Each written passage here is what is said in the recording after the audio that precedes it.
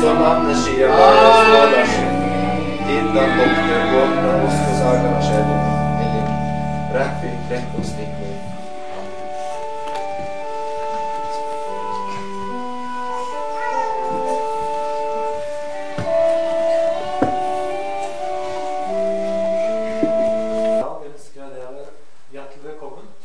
Samtalegudstjeneste med konfirmantene. Og vi har et veldig fint konfirmantkurs i år, og vi skal høre litt etter hvert om hva de har lært nå denne vinteren mens de har gått konfirmasjonsforberedelse. Og det kommer etter forbønn, etter preken. Så da skal vi gå igjennom.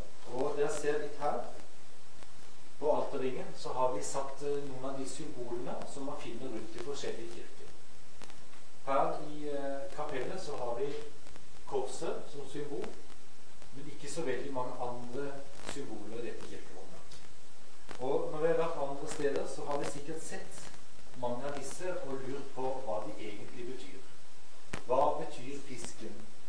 Hva betyr PX, holdt jeg på å si? Hva betyr trekanten? Og så videre. Alle de har dypere symbolikk. Da skal vi begynne å synge første salme. Det står på nummer 5 i Landstad. Og «Bøtte kjøde, kjetsjene på låka» i på salmen Gøynis.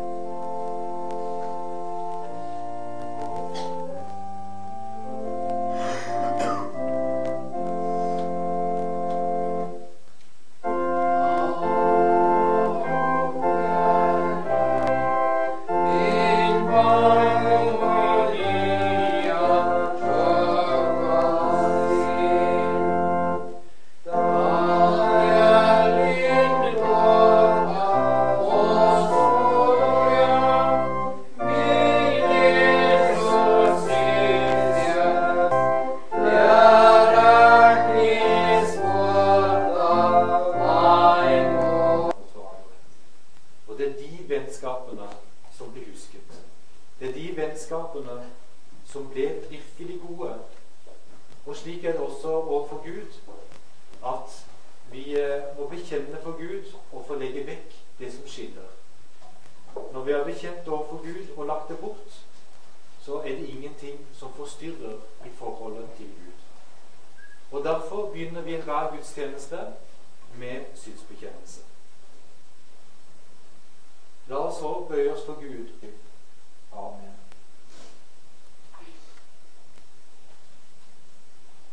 La oss så alle be.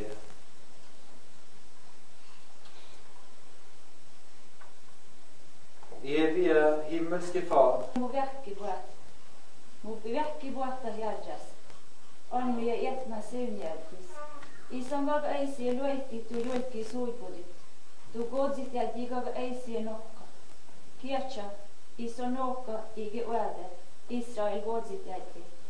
Herralla du godzit jäti. Herralla du soivan tu olikes kieda bjäldi. Bjälvi hiega bjälvars tu väldi i mannu ihku. Herra galgelu varjalit, puh paha sere. Som galge varjalit tu sielu. Herra galge varjalit tu orgusmannama ja tu sisamannama. Taalacis ja viita aalas äikäi.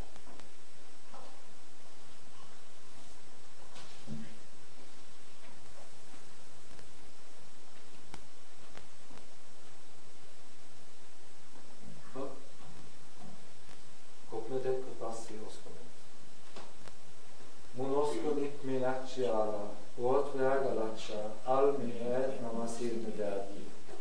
Monoskon Jesus Kristus ala, it mida ägaren världen. Min Herre, gode sakan i bassi vonja vokte, riega din eida Marias, hivsi duvoi Pontus Pilatus av volde, russin arliovoi, jäämi ja haldaduvoi, vuolas maana jäämi driki, Pajas Georgili, jääb mi tuhtu kuarma peege. Pajas maana armai, Tjorka Irmia, Gott lägeras Ertschi, Olges Stiela Bealde, Galge doppe pastan guarte dubmed elida järje. Monoskon passi vonja ala, passi okta saskirtu, passi olmut servuora, susto randagasi atoriumi, Uatsi bajas sotsileami ja agaras elma.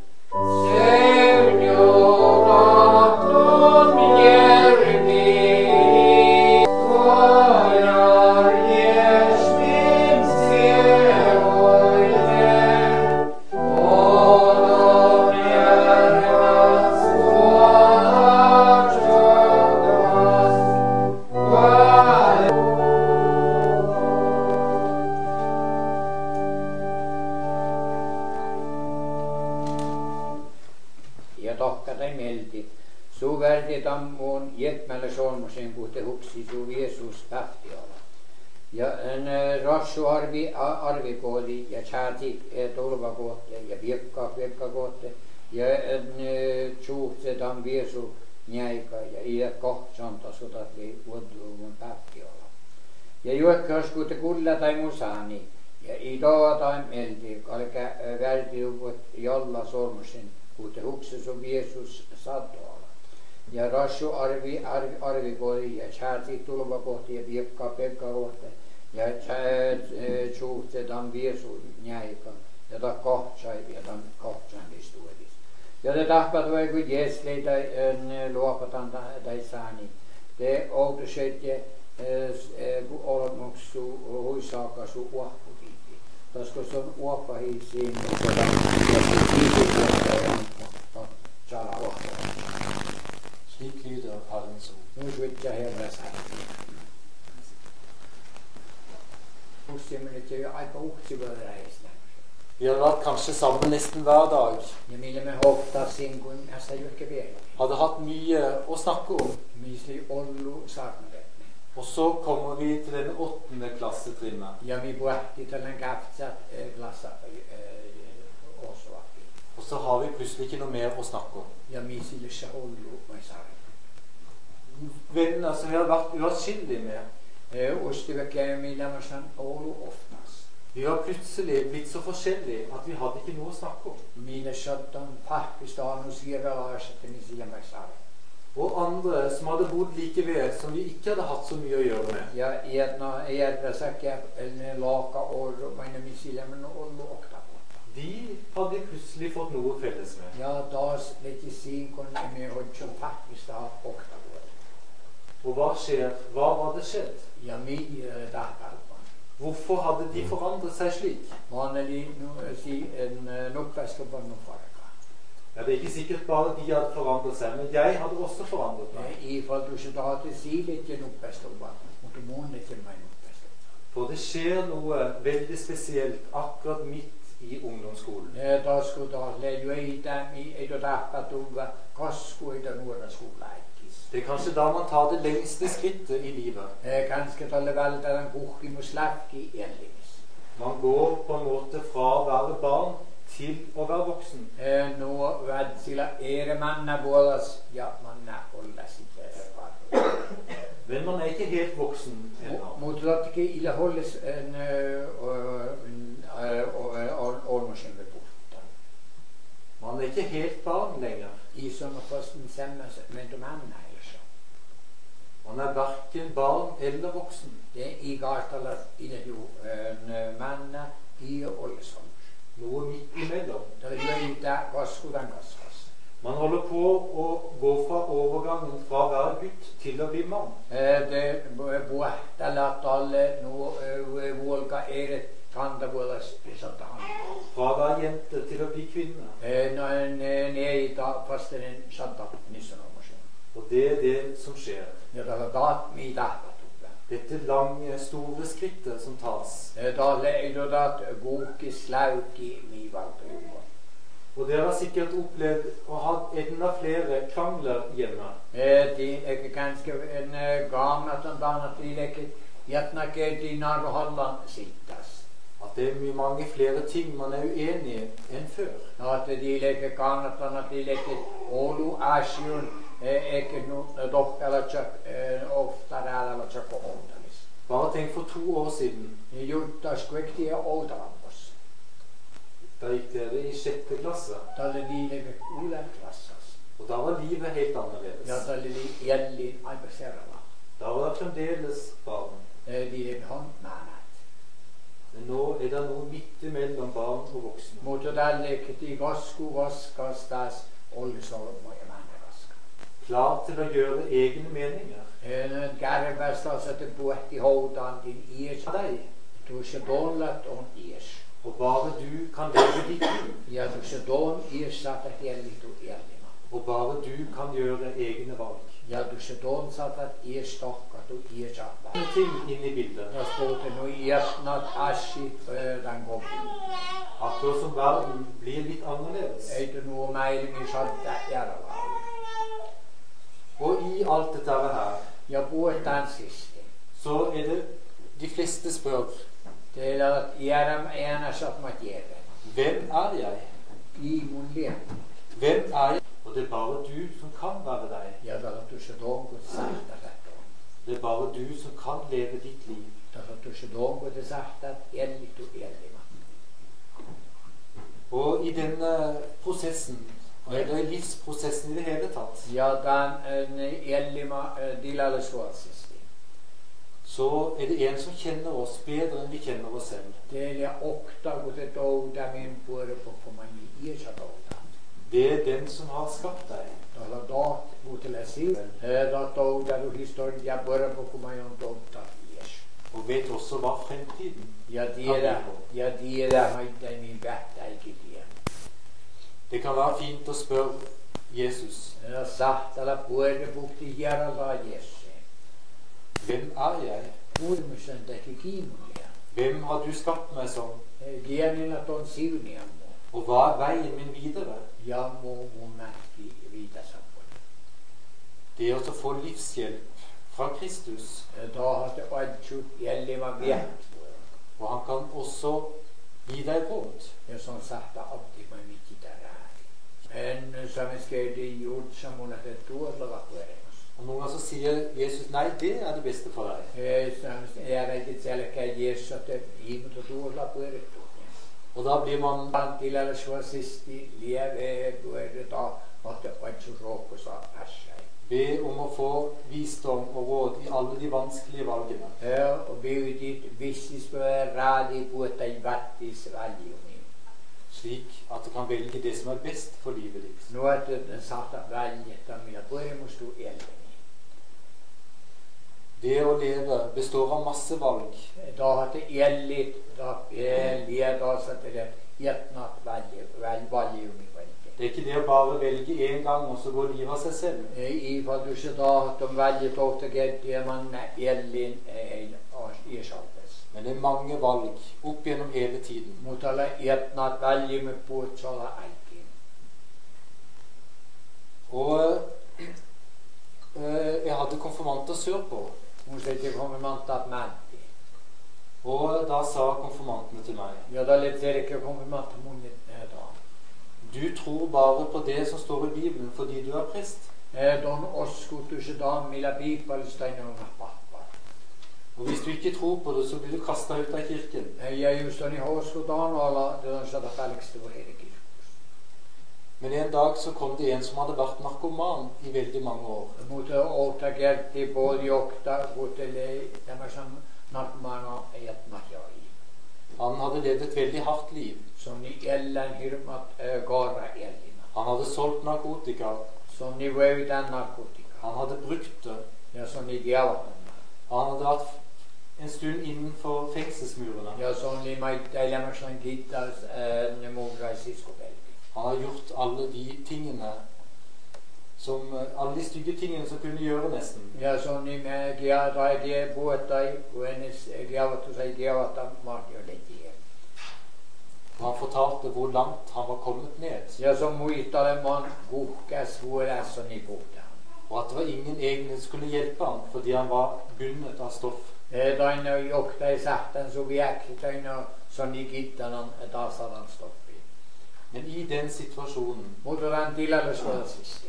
så nevnte han Jesu navn. Mutuiden.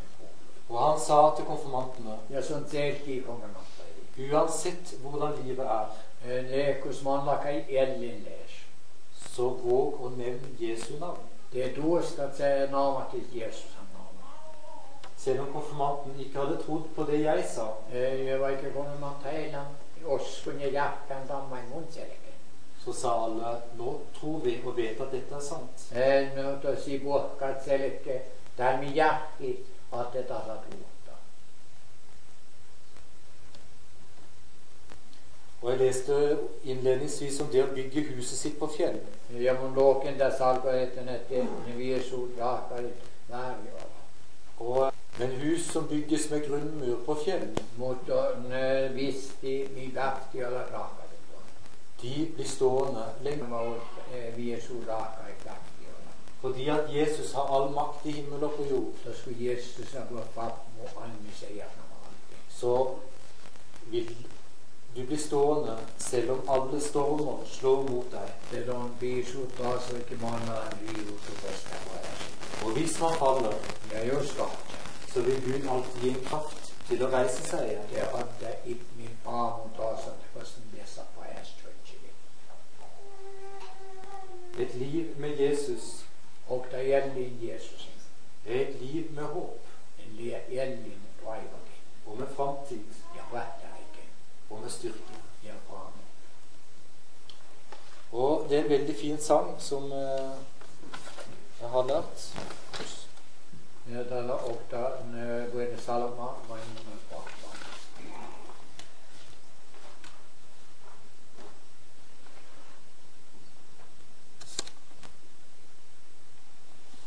Som heter 'Du har et liv som er verdt å leve'.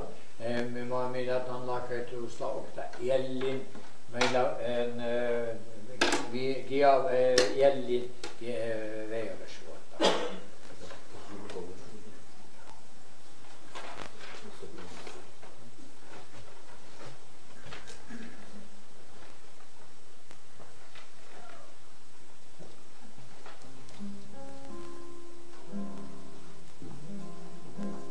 Du har et liv som er verdt å leve, samme hvor mørkt det ser ut.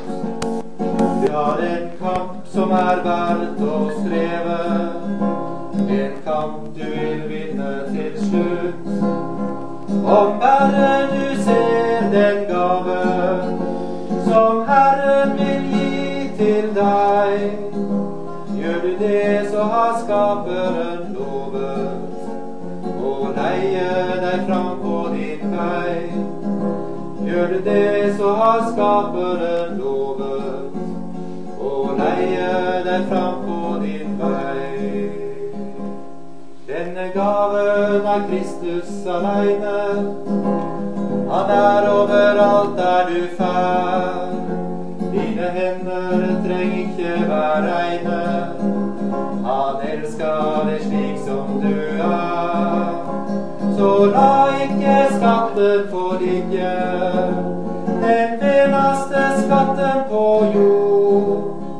Du trenger ikke trygla og tigge, du får ham på Herren sitt ord. Du trenger ikke trygla og tigga, du får ham på Herren sitt ord. For så høyt har Gud elska verda, han gav oss sin egen son. Og hver den som trur skal få leva, og gå inn i Guds heilagdom. Og hver den som trur skal få leva, og gå inn i Guds heilagdom. Du har et liv som verdt å leva, samme hvor mørkt det ser ut. Du har en kamp som verdt å streve, en kamp du vil vinne til slutt. Om Herre du ser den gaven som Herren vil gi til deg, gjør du det så har Skaperen lova, og leia det fram på sin vei. Gjør du det så har Skaperen lova, og leia det fram på sin vei.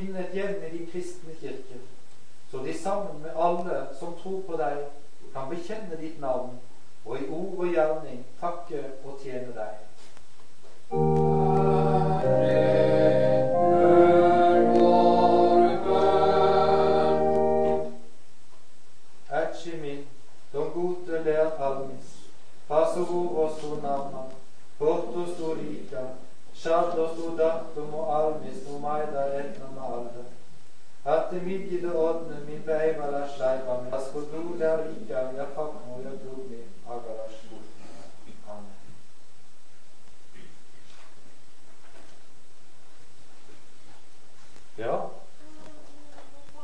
mange tanker, og vi har gjennomgått veldig mye.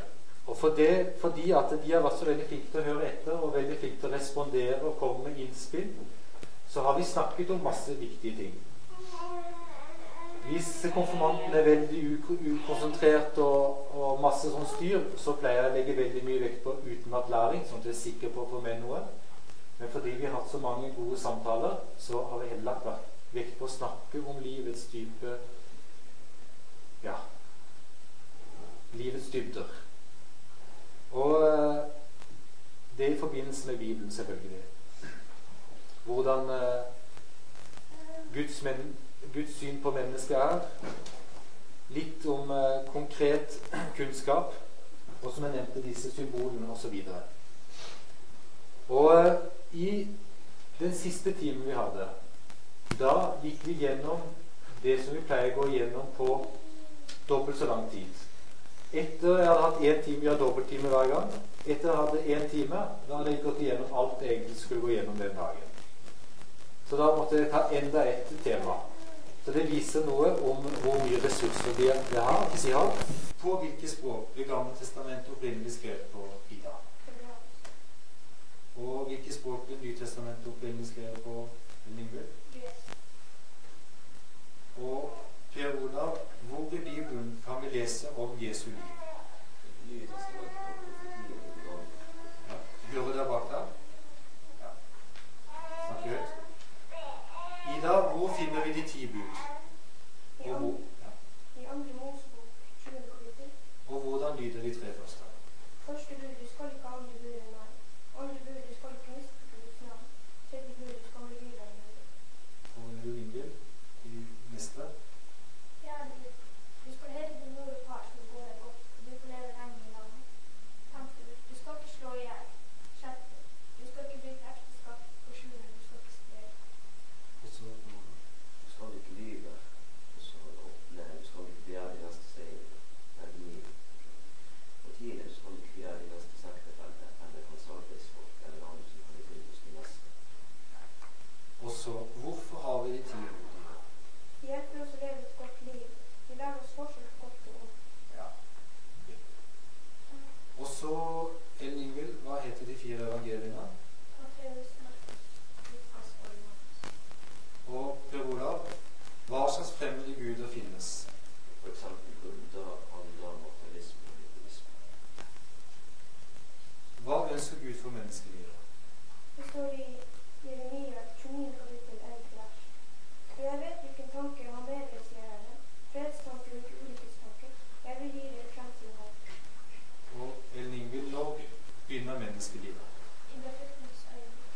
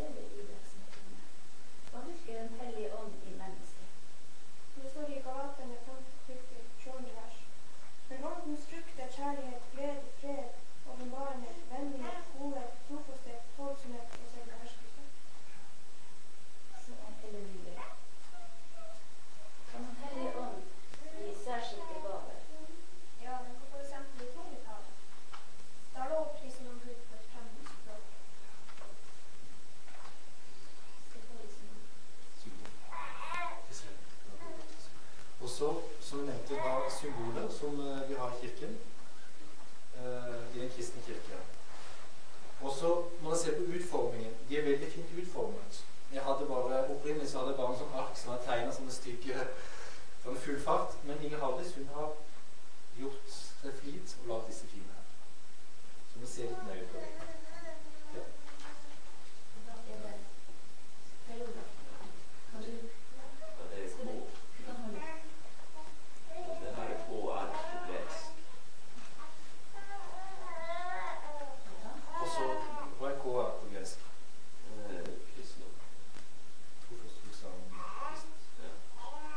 Det er to første bokstavene i Kristus, KR. Og så Ida, skal du se litt på det? Er det noen bokstaver som er?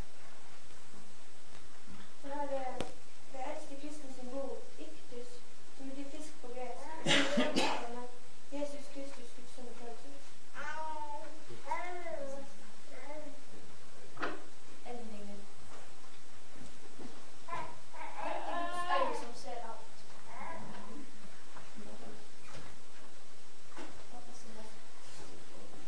Per Olav. Det her er Guds hjelpende hånd. Ja, fint. Og så Ida. Ida. Det er trekanten, det er treenigheten, Gud, Jesus og Hellig Ånd. Og så er det Nimbu og Benno.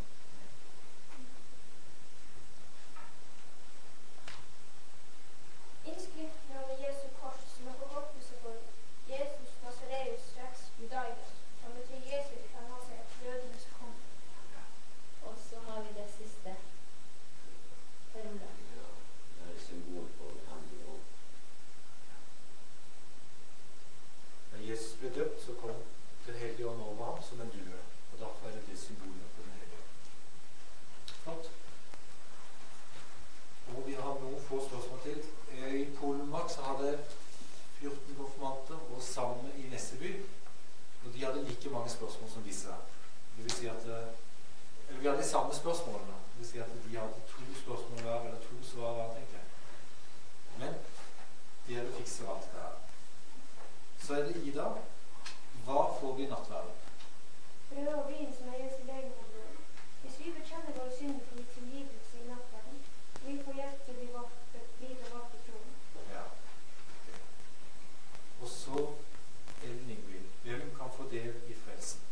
Alle som tror på Jesus, det står i Johannes 3,16. For så høyt har Gud elsket verden at han var sin sønn, den enbårne, for at hver den som tror på ham, ikke skal gå fortapt, men ha evig liv. Og så Per Olav. Hva er bønn? Samtale med Gud. Ida. Hvem har lov til å be til Gud? Alle som vil tro på ham. Og Ellen Ingvild. Hvilken bønn lærte Jesus oss? Så skal vi lese hva det skal. Fader vår, du som er i himmelen, helliget vorde ditt navn. Kom ditt rike. Skje din vilje, som i himmelen så på jorden. Gi oss i dag vårt daglige brød.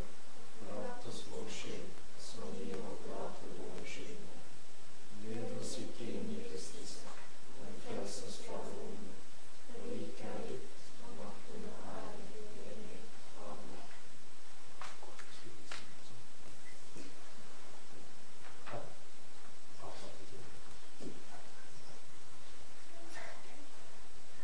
Ja, da var vi ferdig. Da kan dere sitte der. Vær så god. Takk skal dere ha. Forlat.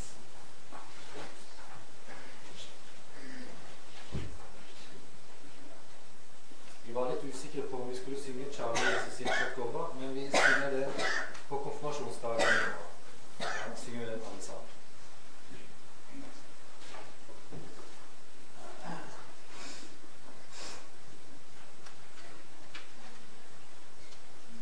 Da synger vi slutningssalmen. Det er nummer 865 i Landstad. Og så er det Golmucha de Gert til originelje. Gikk på samme vis.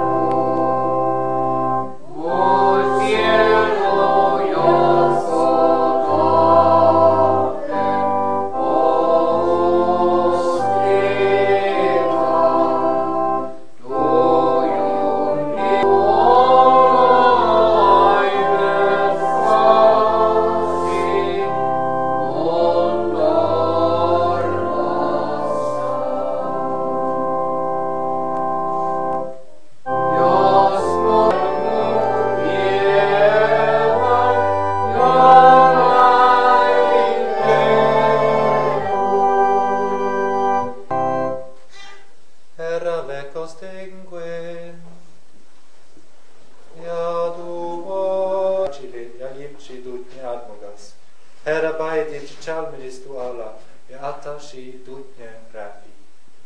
Amen.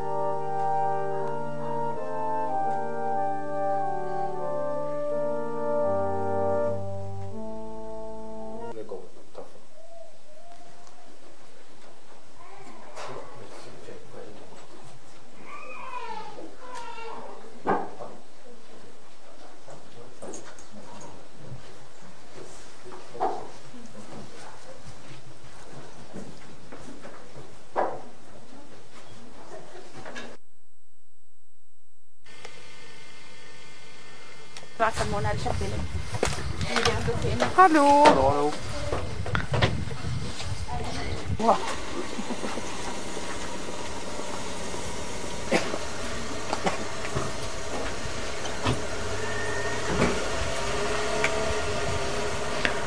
Lisa. Julie.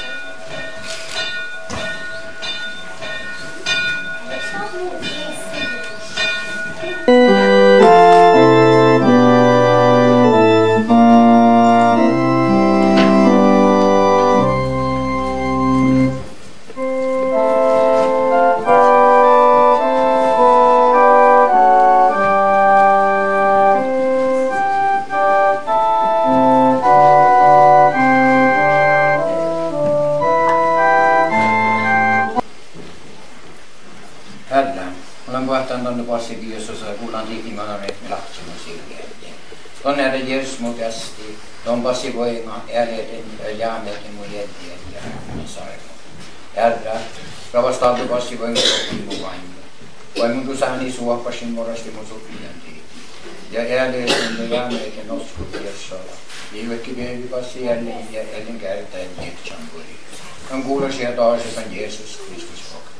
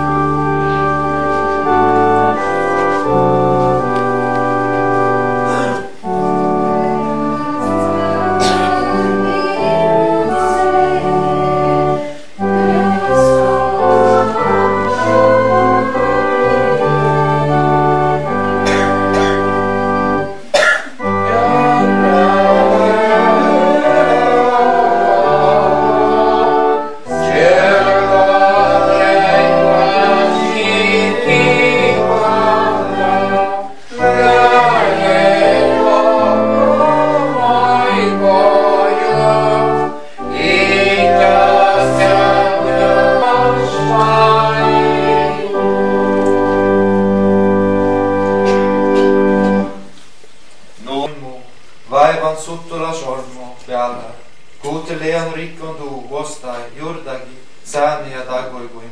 Ja dogdan bahas annistumi vaimosta. Jeesus Kristus aditi, ane muin ja gerda varsvuora, ja ahte muin blott mu suttot andagassi, ja sova mu aive faldus pallat, ja du räkislit. Herra, mitt mu vaceli. Amen.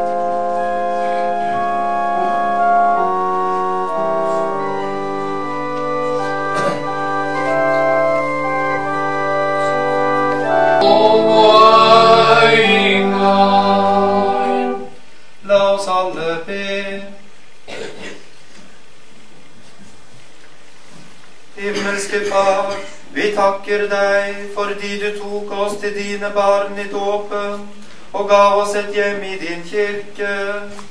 Vi ber deg, styrk oss i troen, så vi kan leve etter din vilje og være dine medarbeidere på jorden.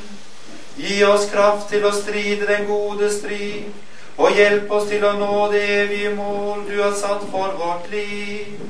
Ved din Sønn Jesus Kristus, vår Herre, som med deg og Den hellige ånd lever og råder fra evighet og til evighet.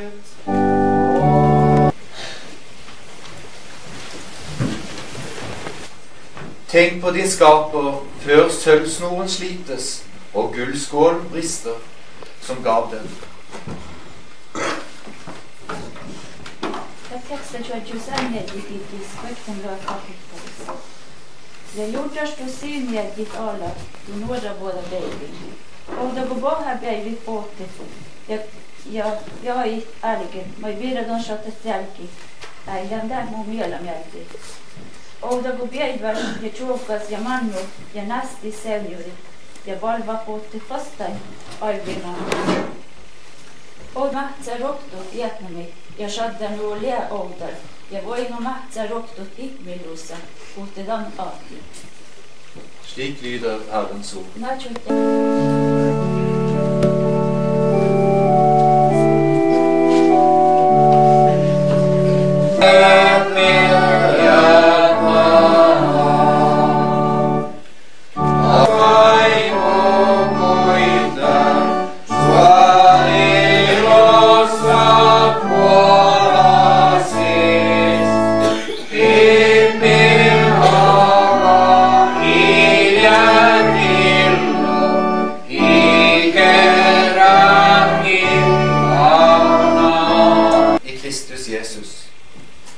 For øvrig, brødre, alt som er sant, alt som er edelt, rent og rett, alt som er verdt å elske og akte, all god gjerning og alt som fortjener ros, legg vind på det.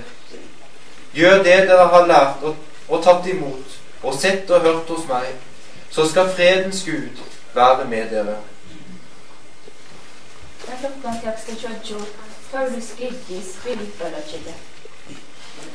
Illurekit allassi järjest.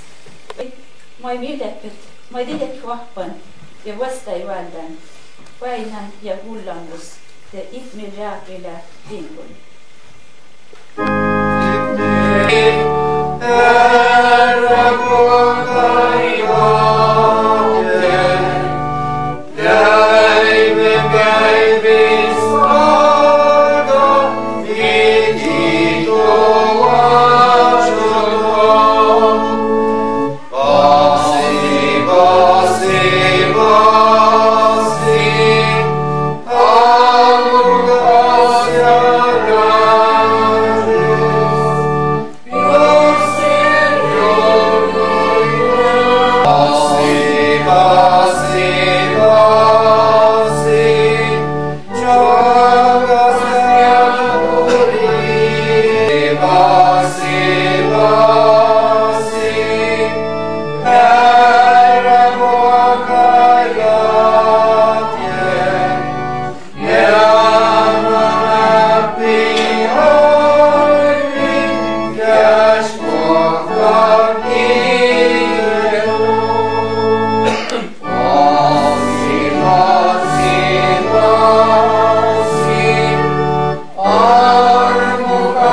og gikk ikke lenger omkring sammen med Jesus.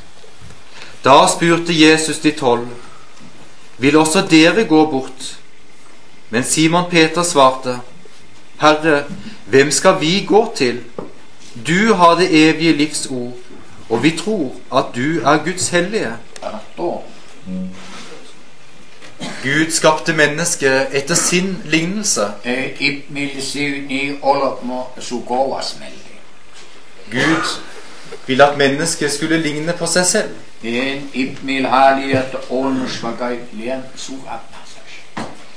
Gud tegnet deg i sin hånd.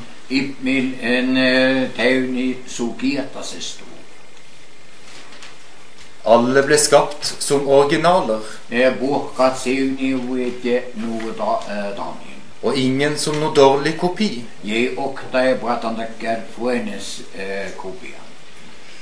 Gud sa, la oss gjøre mennesker i vårt bilde, etter vår lignelse. Derfor har alle noe som ligner på Gud i seg.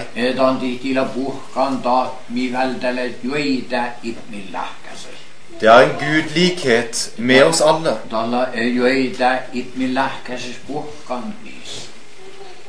Og når vi ser oss selv i speilet, så er det kanskje ikke det vi tenker først og fremst på, at vi har noe gudlikhet med oss.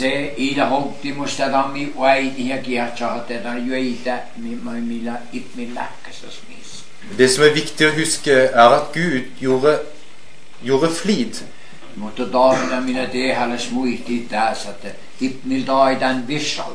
Da han skapte deg og meg. Ingen har rett til å si stygge ting om andre.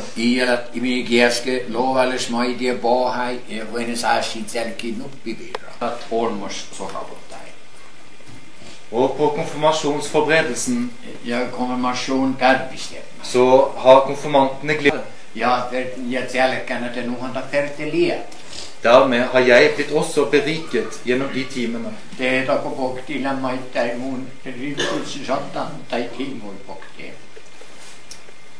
Men når vi kjører med bilen eller er rundt og går i tettsteder, gjør det aldri lykkelig. Vi mennesker, eller reklamen, den lyver om mennesket.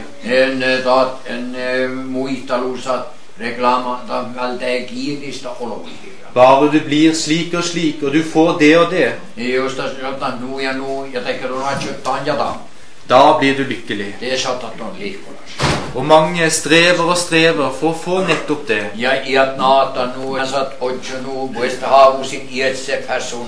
For å bli slik som menneskene i reklamen er.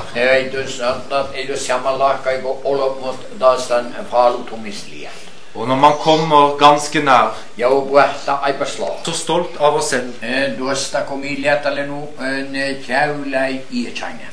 Gud tenker slik om oss, og da skulle også vi kunne tenke slik om oss selv.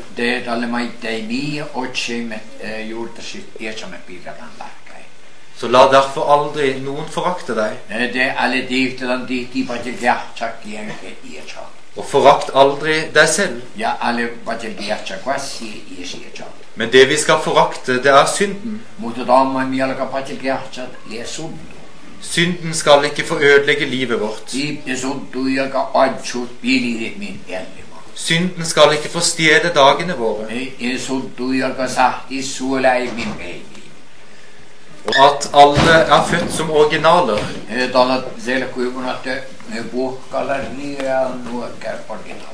Men de fleste dør så at man skal se ned på alle evner og anlegg man har.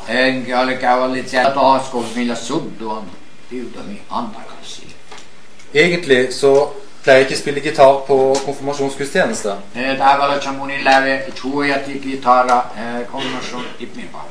Men jeg skulle egentlig ha sunget den i går, men så har jeg somlet den vekk.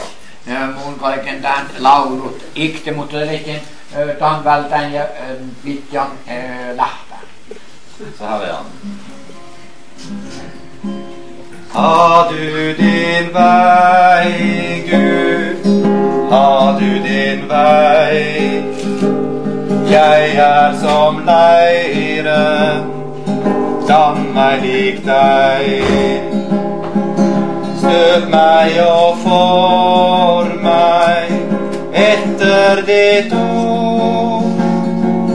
Stille jeg venter, lengter og tror. Ha du din vei, Gud, ha du din vei.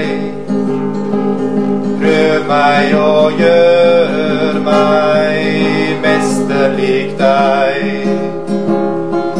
Rens meg, å Herre, hvit ja som sne. Nå mens jeg ydmykt synker i kne. Ha du din vei, Gud, ha du din vei. Såret bekymret søker jeg deg.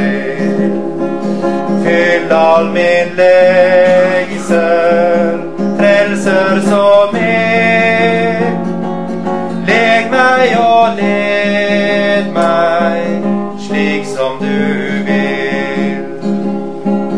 Ha du din vei, Gud, ha du din vei. Fullkommen gjør meg, dann meg lik deg. Fyll meg med ånden, innta meg med, til du ditt bilde klart i meg ser.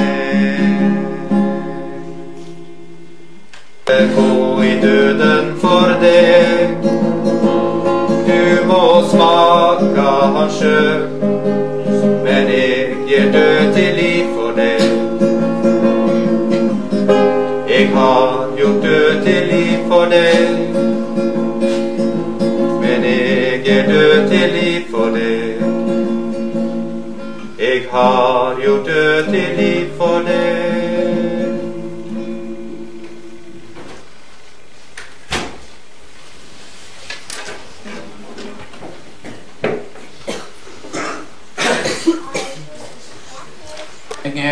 Nyt på hålla på i freppmättan att de leker hos dig.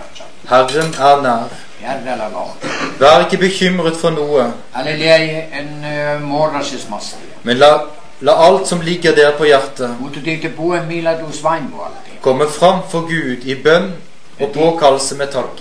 Dikti på että dip mila outi git rokosin ja kiitos. Og Guds fred, som overgår all forstand, Ja ip mil raafi me man napa til puut jepni. skal bevare deres hjerter og tanker i Kristus Jesus.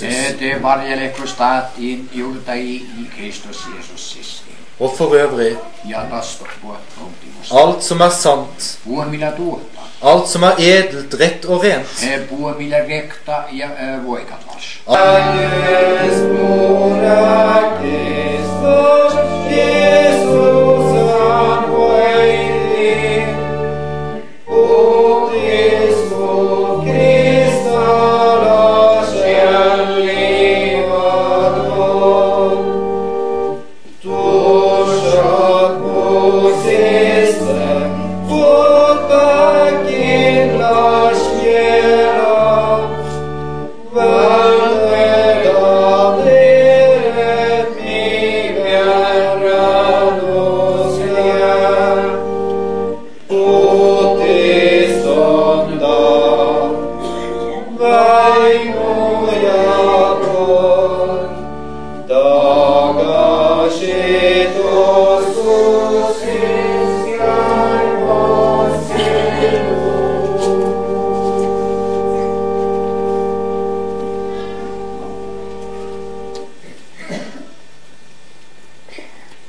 Nattverdbordet er i dag dekket, og alle er hjertelig velkommen til å delta. Og etter konfirmantene er konfirmert, så skal vi ha nattverd, og da kommer konfirmantene først fram til første ringen. Og etter det så ønsker vi foreldre og foresatte og faddere og alle andre fram til nattverdsbordet. Og det er mange som kunne tenke seg å gå fram og ta imot nattverden, men kanskje ikke helt klar til å ta imot, men allikevel gjerne vil komme og knele. Og da har vi en sånn ordning at man kan komme fram, og så kan man holde armen slik, og får man besignelse i stedet. Så det er en ordning som du kan benytte hvis du har lyst til å komme fram og knele på alterringen, og ikke kjenne deg klar til å ta imot. Men selvfølgelig, alle er hjertelig velkommen til å ta imot Jesu legeme og blod. Og som konfirmantene svarte i går, når vi hadde samtalegudstjeneste, så sa de at det var nattverden, det er tilgivelse for synd. Da får vi Jesu legeme og blod. Men det er også det at vi får hjelp til å stå fast i troen. Når vi alle trenger Pontius Pilatus, korsfestet, død og begravet, for ned til dødsriket.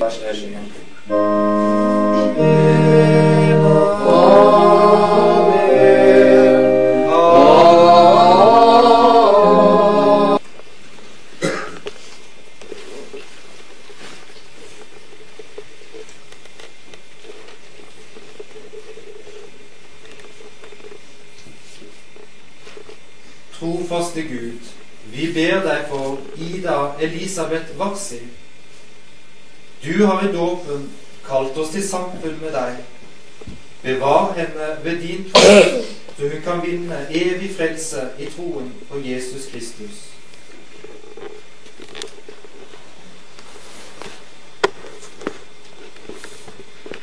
Herre vår Gud, vi ber deg for Per Olav Porsanger. Du har frelst oss og kalt oss med et hellig kall da vi ble døpt. Gi ham ved den hellige ånd å stå fast i din frelse og få del i den evige herlighet.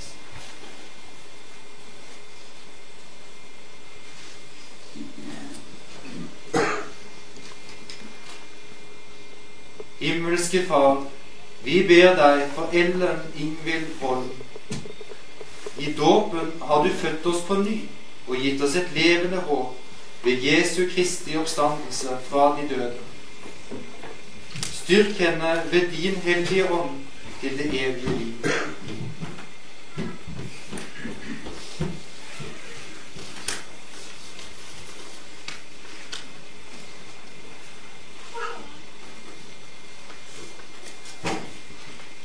Fred være med dere.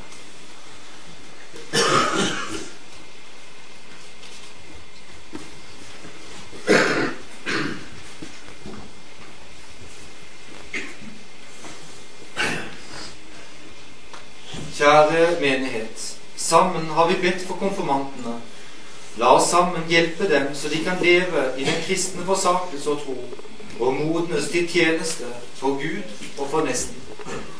La oss Gute räkisti min jätties jätjas min ovdas, som gärn bokte änglat lavlov, då här var svårt i mig no min, ja då svärve god i almis, etna malde av onovta, njalmare mida dunama, singo enai god naidai mi ofta startit, enai diamer, ja rockad alla min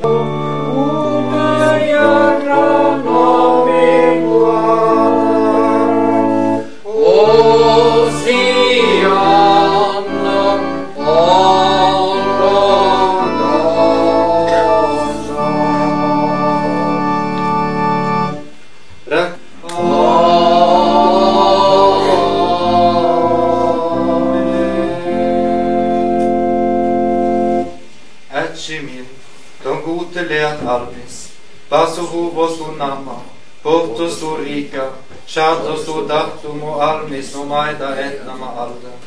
Att midjid odne min bävara slaiva med, ja att midjid min sutta dermet andagassi, nu go maida mi andagassi, addit min velgolacha dasame. Ja ale du alvo min getcha rusa sisa, motto beaste min bahas ere, das godulia rika, ja fatmo ja gudni, agarash uti. Amen.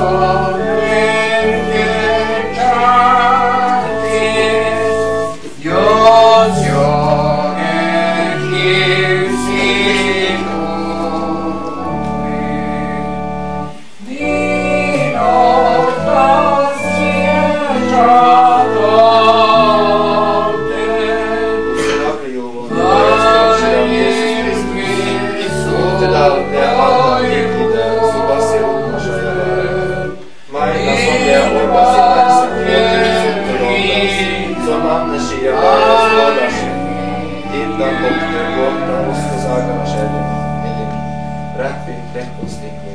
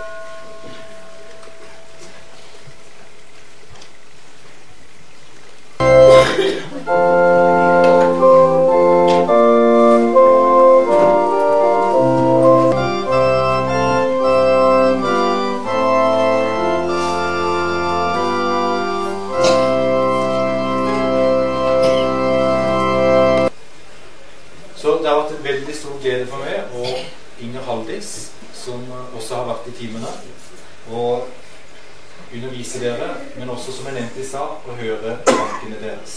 For det er mange rike tanker, mye rikt å komme med.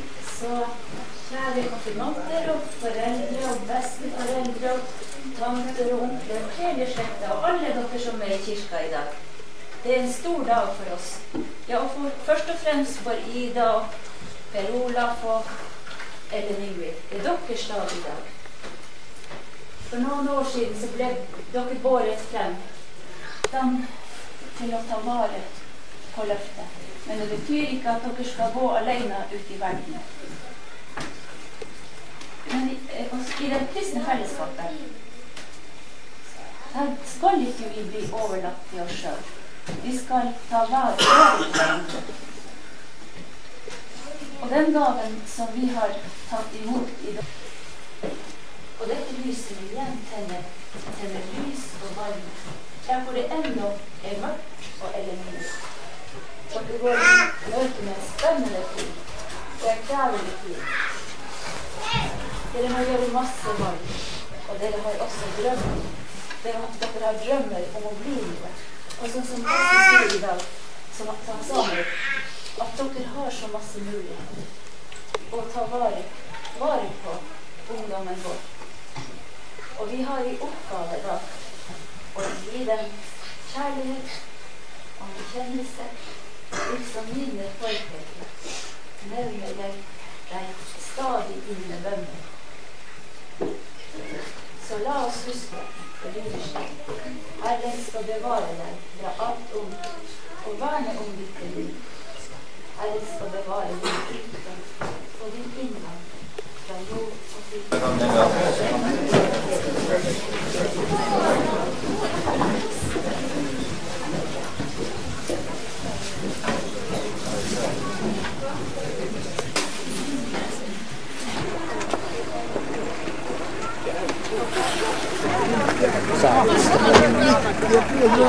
Kuule, että se on filmi. Kun laitat sellaista tyvään, mikä on puulukkäät? Nej, jag hade nog. Då fick jag mer pengar. Jag fick 0,6 000.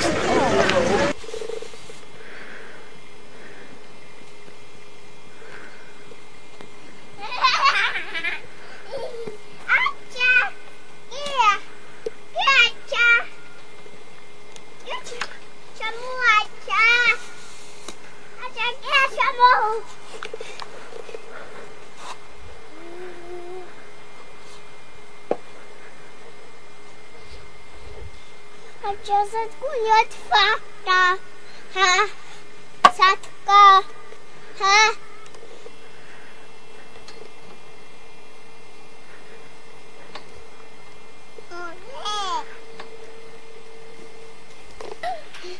Det var helt skutt. Igen, fakta, acha, ha.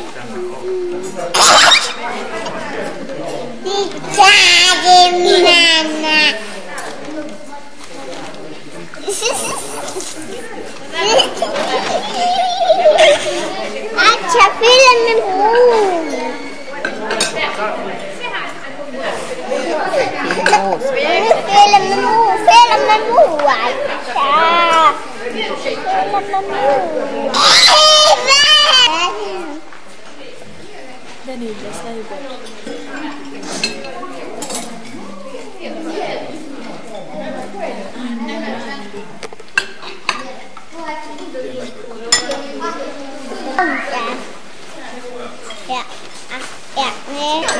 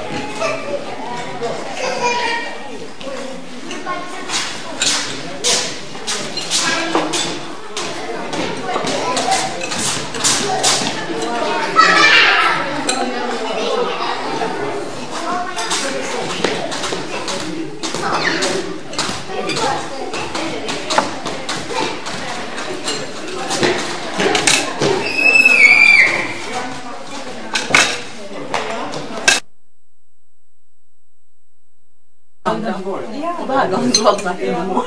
Kan du søke? Ja, nei, hun var ikke når hun skjønte etter hvert.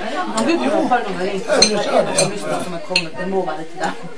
Og da har det vært noe, for eksempel en gang, så her er noen smågrupper. Vi kan gå litt på etternavn. Kan jeg se det man kan... Da jeg var liten, så var det ikke så mange.